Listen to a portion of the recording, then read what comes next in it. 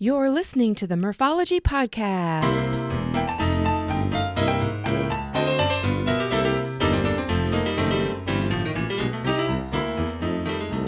Thanks for tuning into the Morphology Podcast, aka Murph here, to share interviews about biking experiences from cyclists who have pedaled to places all over. Each week, we'll get to know new people and explore new destinations to ride your bike. As you listen to these adventures, you may wonder, why haven't I done that yet? On this episode, Kathy Niebuyer is on to tell us about her experience bikepacking in a multi-day event called the HuRaCaN 300.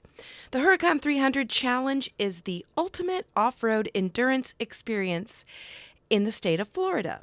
The route features over 100 miles of single track, many remote miles of double track forest roads, and even abandoned paths.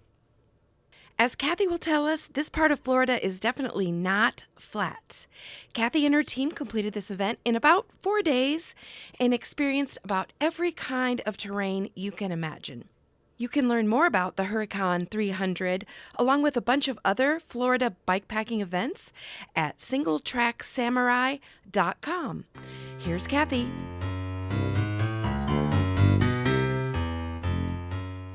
Well, I would like to welcome Kathy Niebuyer to the show. Hi, Kathy. Hello, Kathy. It's very rare to meet someone that has the same first name as me. Yeah, I usually get a lot of, especially because I'm Kathy with a C, I get a lot of, oh, that's my great grandmother's name, Right. or Yeah, it is an old name, but most people call me by my last name, so a lot of people don't even know that my first name is Kathy. Everyone calls me Murph. well, it's definitely more unique than Kathy. Yeah. So, Kathy is on the show today because I discovered you when I was reading an article in bikepacking.com. And so I reached out to you and was like, please come on the podcast. And you said yes. Yes. And the Yes. topic is, I already spoiled it because I said bikepacking.com, but you completed an epic ultra endurance bikepacking event called the HuRaCaN 300. Did I say that Yes, right? that's correct. Yes, HuRaCaN. Okay, HuRaCaN 300. So I'm sure there are listeners out there that don't even know what the HuRaCaN 300 is. So I want to talk about the event and your experience because the article was really, really cool. But before we get into that, do you want to tell the hmm listeners maybe like where you are, what kind of biking you do? Sure. So I'm over in Florida, lived in Florida my entire life, sort of Central Florida, Tampa area. So not quite your Disney crowd, Mm-hmm. but further towards the Gulf Coast. And I am a mom of two boys, a 10-year-old and a 7-year-old. Mm. And I sort of was just a very clumsy, not really athletic person pretty much my entire life. I did swim team in high school. That was mostly because I had to. And after my oldest was born in 2012, I quit my job, became a stay-at-home mom, and basically was looking for something to fill my time with. Mm-hmm. And my husband had done triathlons when we were in college. And I suddenly got the bug that I was going to start running. And then I realized, well, I'm running and I already know swimming from high school. So Mm-hmm. why don't I start biking? And it's sort of funny in the family because when I was growing up, I was always crashing my bike, falling off, just notoriously clumsy. For some reason, when I started again, like 2013, 2014, it just clicked and I just became an avid cyclist. I Nice. wouldn't say it was any good, but I started really enjoying it and doing some Olympic triathlons and then sort of got tired of road riding and then went into mountain biking and discovered ultra trail running and mountain biking. And then, sort of over the beginning of the pandemic, my husband and I started watching the Ryan Van Duzer videos. Oh, sure. And we were like, we've got to do this.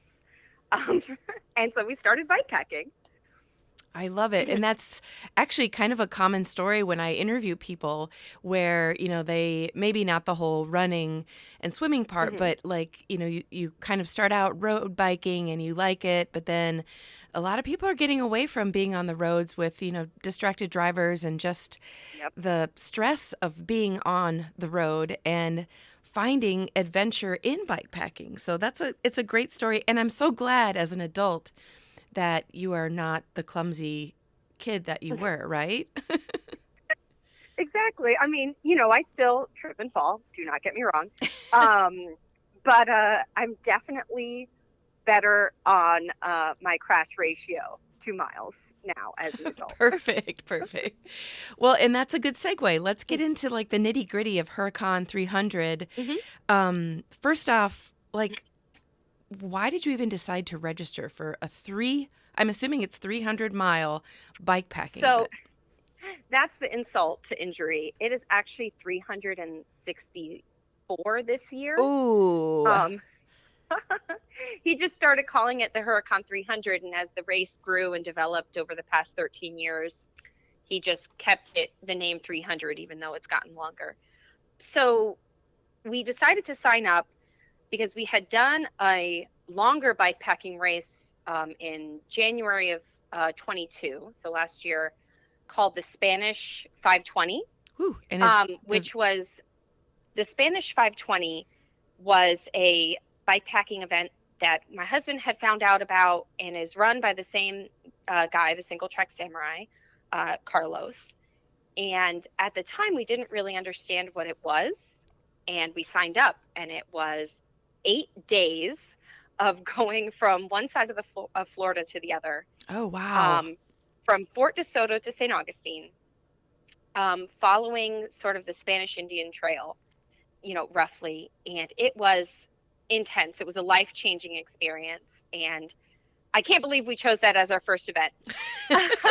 So Well, 8 days over the of past, like single track or just off road that's yes, intense. it was wild. But it really set me up for this feeling like, well, we did that. How hard could something else be? Right. Because we've already experienced quite possibly the hardest thing that I'll ever do in my life. When Carlos opened up registration for the HuRaCaN 300, that's sort of the most famous bike packing race here in Florida. Everybody who's, bike packing, mountain bikers, everybody knows it or has heard of it or knows someone who did it. And we're like, it's a no-brainer. We've got to try this. Right, yeah. And so by we, I should clarify, it's my husband and I, and then also our close friends, Mark and Jody, another husband-wife couple. And we have been doing these uh, races all together, sort of as a team of four, Okay. which is, And when you say a team of four, you still mean you guys are each doing all 364 miles each. yes, correct. So it's just that, normally in one of these kinds of bike packing events, you're not supposed to take aid from another rider Oh, sure. or draft or things like that. But, my husband carries the tent. I carry the sleeping bags and the food. And, I make the accommodations at the different campgrounds, and the four of us will stay at them. Yeah. And we just sort of stick together and get through obstacles as a team of four. Yeah. And the mental side of things. You guys keep each other entertained and motivated. Absolutely. And it really helps us go along. And you said that HuRaCaN 300 takes place in Florida, right? Yes. So it starts in Ocala, which is where the Santos Bike Park is located. And it's, I think, the longest bike park, mountain bike single track in Florida. It's huge. It's, Oh, okay. over 50 miles of single track. And it's part of the Cross Florida Greenway. So it's really a good place to start something like that. And then we go in just a big loop around Central Florida and then come right back up to Santos. Wow. How many people do this event? I think it was around 100 people. Okay. I know that when I looked at track leaders. There's about 88 people registered, but not everybody does it, or there's teams or whatever. So it was a pretty good amount. I think he caps it around 100 Okay. participants. Yeah. And when you say, you were looking at the tracker, does that mean it's a race or is it a ride? It's sort of split down the middle. So there are some people who they come out to the start, and you see these guys who had two water bottles Oh, gee. and maybe an emergency bivvy, Oh and my that's it. gosh. and they're paying the parking attendant at the campground saying, "I'll be back in 2 days." Wow. Um, or I think the record is someone finished it in 27 or 28 hours. Which is just wild when you consider the terrain that you're going through. Right. So those guys are definitely racing. They're sleeping for 30 minutes at a time. We did a party pace ride. Um, we slept every night. We took luxurious lunch breaks. Um, we rode at a nice, easy pace, um, and just had fun with it. Which anybody who listens to this podcast knows that that is my jam, man. Party pace, like the name says it alone, you're having fun, but when you're racing, at least for me and my mindset, you don't really get the chance to like look around and see the beauty, of wherever you are. Instead, you're just like focused on, staying upright and getting to the end as fast as possible. Absolutely. And there's so much beautiful scenery to see and enjoy in Florida that to just pedal, grind through it would be a shame. Yeah.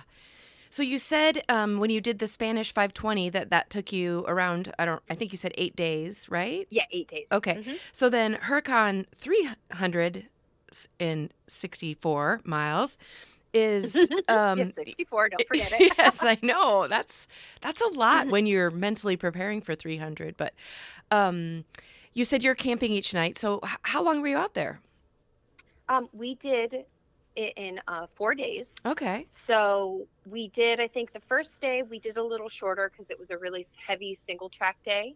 So I think we did like a 75, 90, 95, 90 day, Wow. split up like that, which ended up being more because, you detour to stores and whatnot. I think our third day or a second day ended up being over 100 miles, which I had never done before. Nice. I had never done a century, and I did it during this event.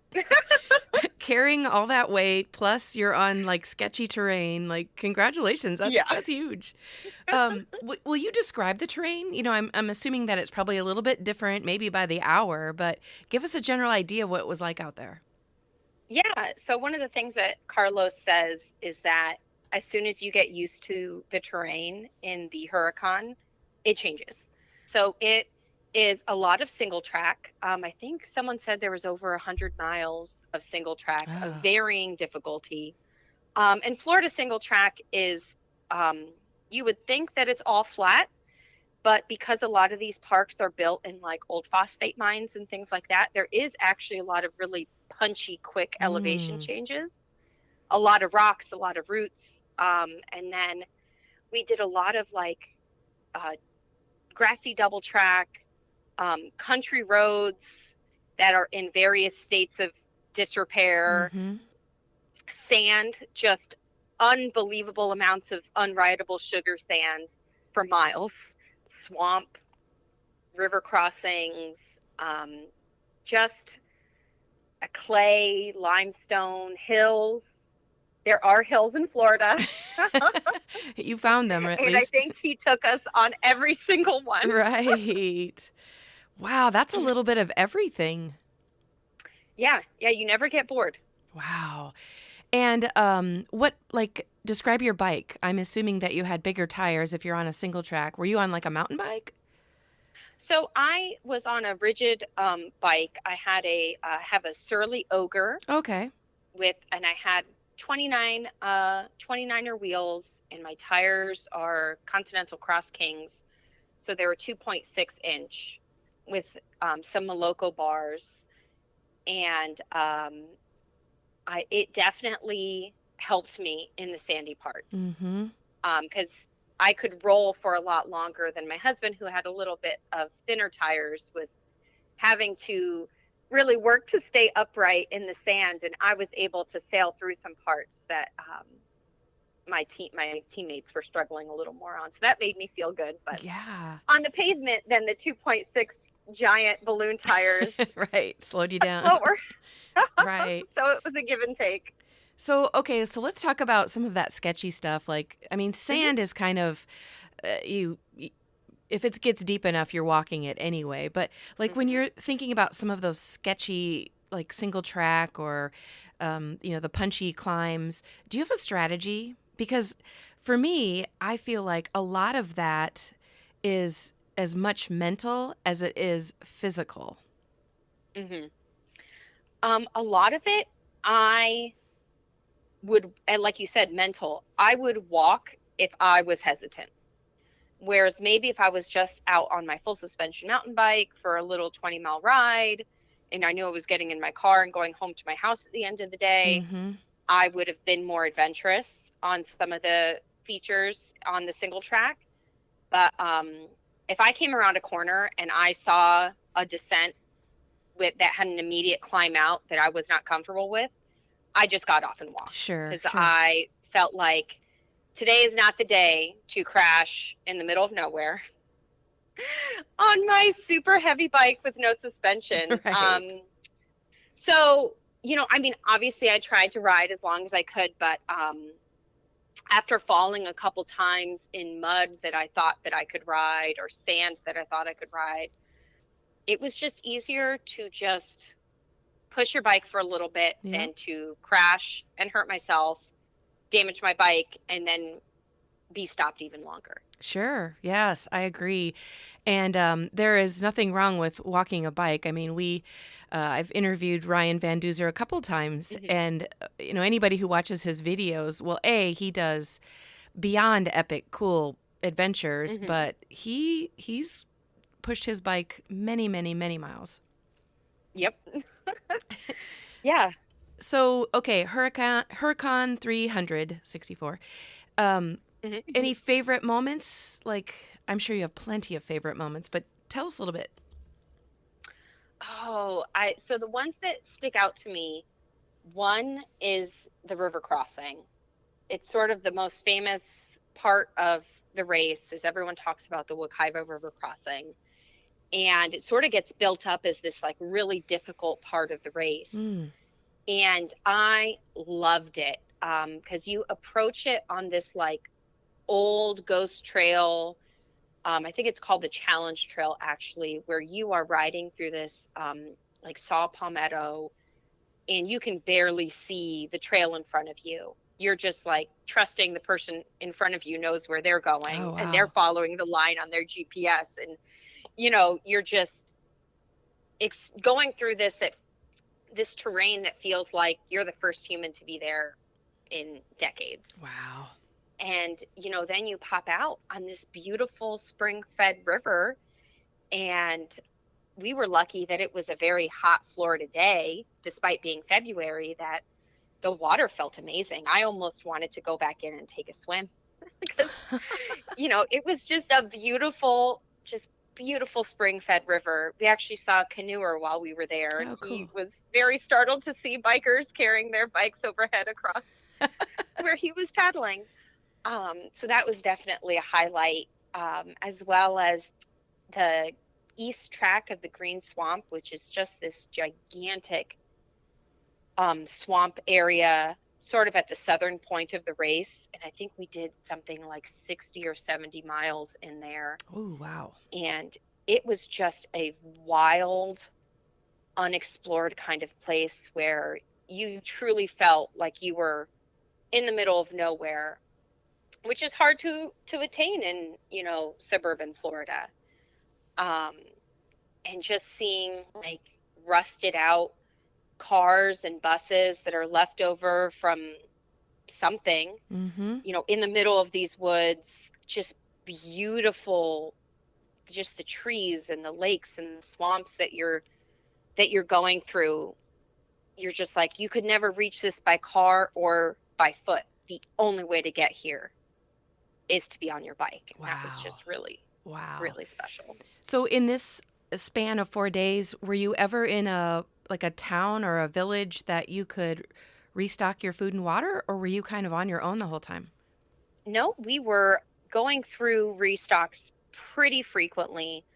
Because again, that's the beauty of Florida, is that you can go through, 20, 30, 40 miles of state forest, and then you pop out and then there's a town on the other side. Okay. Okay. Good.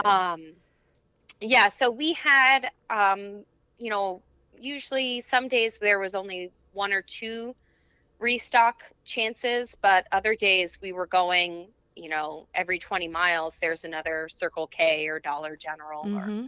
somewhere to get a cold drink and a snack. So it wasn't too bad. Awesome. Okay. So you describe, hills and swamps and, river crossings, like anything that truly just beat you up, like, oh my gosh, I don't know if I can do this anymore. I think for me, from what you've described, it probably would be the sand, like, ugh.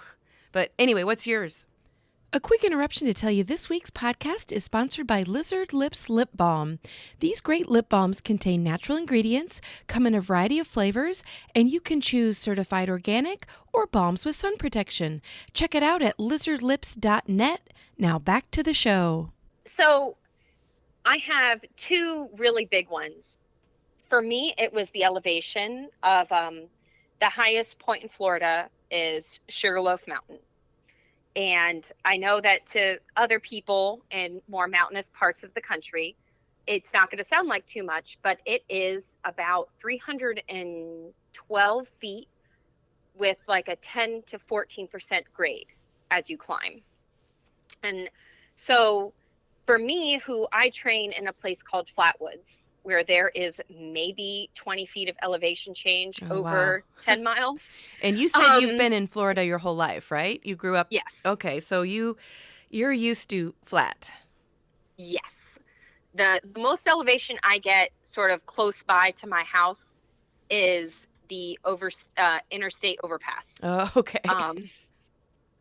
So for me, this like 300-foot climb with 10% grade, 14% grade was super demoralizing. And we hit it at night. It was like 9 or 10 o'clock at night. So, thankfully it was sort of a country road. It wasn't very trafficked at that time at night, but I was pushing my bike on almost every single hill. Mm-hmm. Because that was at the end of the 100-mile day. And I just didn't have any gas left in the tank. Yeah. So there was a time at one point that I looked at my husband, who was very kindly pushing his bike next to me, even though he could have ridden it. And I was like, could we call an Uber to take us to the hotel? Like, is that cheating? And he's like, just keep on pushing. And I'm like, okay. And to add insult to injury that day, I had booked us a hotel only a mile off the route. That evening, I failed to look up the elevation profile. Oh no! To realize that the hotel was at the top of the third highest peak that we would do that day, at about 240 miles or 240 feet over that last mile stretch to the hotel. And that's after a very long day. After a very long day, I think we pulled into the hotel at 11:55. So, because we were like, we did it in one day still. So that was definitely a time I just wanted to throw in the towel. Sure. And the other one would be the single track. I'm not a very strong mountain biker. I enjoy it. But I'm not out there doing, super gnarly, difficult jump trails. I don't know how to jump. I don't do, super sketchy features. I just like to go out and ride my bike and have a nice time. Yeah. Without hurting myself. I know exactly that. Yeah. So having to go on some of these blue trails that for other people, maybe they'd be like, oh, a blue trail, that's no problem. Well, for someone who's not already a super confident rider on a blue trail on a full suspension to then be on a loaded down rigid bike, that was definitely a mind game for me. Mm-hmm. In the Croom mountain bike part, we were on day 4, maybe 80 miles away from the finish line. So, you have that end goal in your mind. And I think we were in this Croom mountain bike park for 25 miles Oh, of single track. wow. And it was, off your bike, pushing over a feature you're not comfortable with, getting back on the bike, keeping on going. And I think that was another time that I was just ready to quit. Just between the proximity to the end and just the unending single track. Just got to me. Sure. Physical and mental. Like, ugh. Yeah. Actually, it was in 2020. I was part of a kind of a, we'll just call it a bike packing event. And we were in the San Juan Mountains, and it was the exact same thing where it was just like sketchy features that I would never even try on an unloaded bike, much less with all my stuff on there. And then a lot of the guys that were with us were like, oh my God, I want to go do that again. I want to jump off that. And I'm just like almost crying, like, oh my God, what am I doing? Did you experience any mishaps as far as like, I don't know, wildlife or mechanical issues?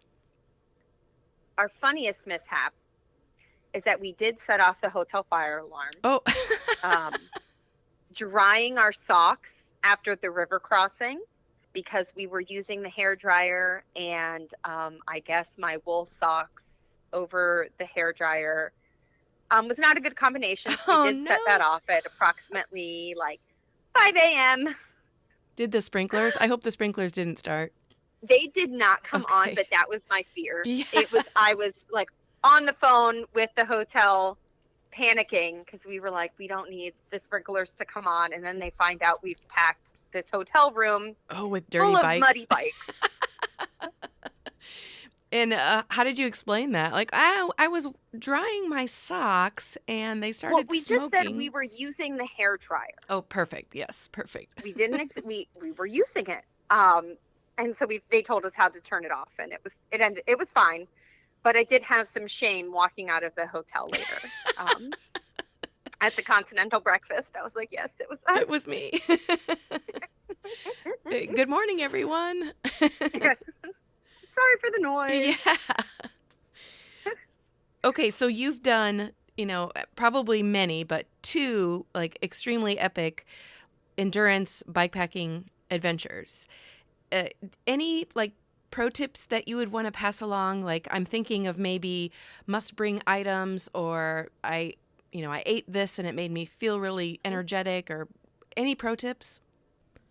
A quick interruption to give a shout out to Primal Wear. Cycling is their passion and apparel is their craft. So if you're in the market for a new jersey, bibs, mask, or any cycling apparel, go to primalwear.com and use code PRIMALMURPH to get 20% off your purchase. Yes, 20% off. Now back to the show. Yeah.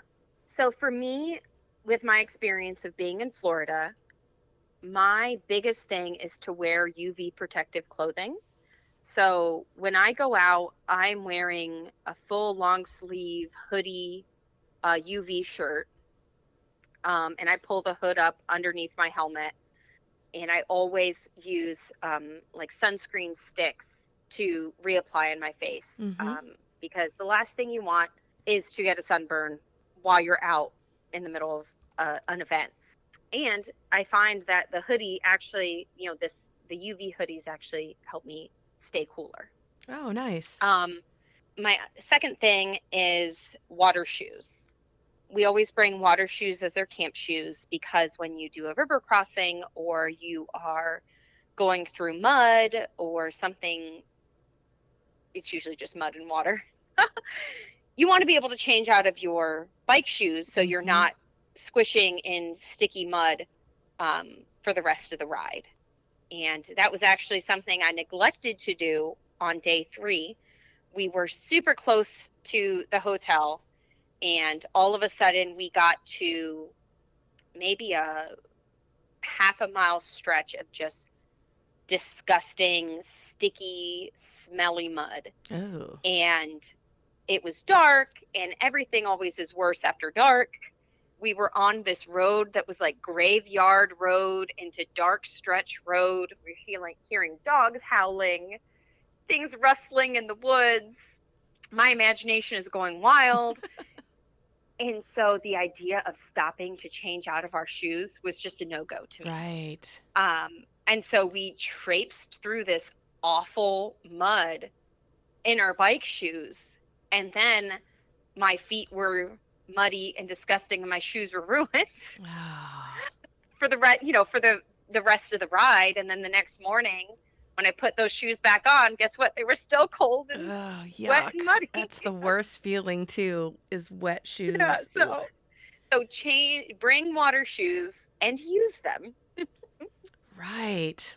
Well, this like is just such a like with only 100 people doing it each year. I mean, you're a very small percent of Florida residents or just people in general that have done this. And it's surprising. A lot of people came from far away. There was a lot of people from out of state who had heard about it and decided to come and try what Florida had to offer. Um, and it's actually was funny to me because I think it has gotten built up as a very difficult event, which don't get me wrong, it definitely Yeah. is difficult. But we were talking to some guys on day 1, I think, who didn't know where they were going that night, didn't realize how difficult the terrain was, didn't know when the next opportunity for water restock was. And I'm like, just because you're here, you hear that it's Florida, it doesn't mean that it's flat and that it's going to be Mickey Mouse and palm trees. Like, Yeah. this is this is the real deal. You really have to be prepared because some of these places are truly wild, and if you're not prepared for it, you'll pay for it. Right. And I can only imagine how weather could change the dynamic of the entire event. Oh, absolutely. We got extremely lucky that we had mild temperatures. I think it got down to the 50s or 60s at night, and it stayed in the 70s and 80s during the day. Oh, It nice. wasn't a 100-degree Florida day. It wasn't super humid. It didn't rain, which last year, we didn't do the HuRaCaN last year, but we had heard that it rained and it was cold, and people again just weren't prepared for Florida Hmm. to be rainy and cold and miserable. Wow. Well, congrats to you and your team for completing it. It's just awesome. Thank you. Yeah. Any advice you'd give to somebody who's maybe, listened to this podcast and were like, I wonder if I could do the HuRaCaN? Yeah, I think the biggest thing is to just do it. Obviously, you need to be prepared, but I'm not a super athlete. I am a plus sized stay at home mom who is not very fast in her bike, but I've trained and can ride for a long time, even if it's, only 10 miles an hour. And you just, you just got to stop thinking about doing it and just do it. And Love that's the it. only way that you're going to learn. Yeah. And would you describe this event kind of like type 2 fun, where there's probably times in the day where you're like, what am I doing? But then once you get home and showered and, get a good night's sleep, are you like, oh my God, I want to do it again? Absolutely. While I was doing it, I was thinking about how I never want to do Sugarloaf Mountain again. I never want to ride in Santos again. I never want to ride in the Green Swamp again. This is all miserable. And when I got home and started, journaling, about the ride and writing down my thoughts, I was like, oh man, okay, so next year Yeah, when we there you do go. this again, and that really was fun when I fell over in the sand. When I was crying, now I look back and it was very funny. Although I will say this time I did not cry. Okay. I was very proud of myself. I have cried behind many a Circle K dumpster and Taco Bell while eating a chalupa on a bike packing ride. But that was the big milestone that we were joking about. It was like, I didn't cry the whole time. So That's I guess awesome. that's some personal growth for me. Yeah. Do you have any other bike packing adventures on the horizon? Hopefully, yes. So my friend Jody and I, who I did the HuRaCaN with, she and I want to do the Cross Florida Individual Time Trial, which is another single track samurai Mm. event put on by Carlos. And it is just a more straightforward cross Florida ride. I think it's about 260, 290 miles. And she and I want to do that as a two-woman team without our husbands. Okay. So that'll be a fun test, not having them to carry our bikes when we have to throw them over a fence or Yeah. something like that. So I've been getting to the gym. I'm like, I have to work on my squat so I can carry my fully loaded bike. Perfect. Yeah. Oh, that's awesome. Well, we'll have to make sure we'll put in the show notes, more information about HuRaCaN 300, but also hopefully everyone will go to bikepacking.com and just read, more about your adventure and your story because it's really awesome. Oh, thank you. Yeah. Well, thanks so much for coming on the podcast, Kathy. Absolutely. It was a pleasure. And good luck with your next adventure. Thank you. Well, listeners, that's it for this week. Email me at murphologypodcast@gmail.com if you have a topic or the name of a cyclist you find interesting. Support my podcast at patreon.com/murphology and visit both my Facebook and Instagram pages for daily entertainment. I have more great episodes in the pipeline, so I hope you continue to be a Murphology podcast listener.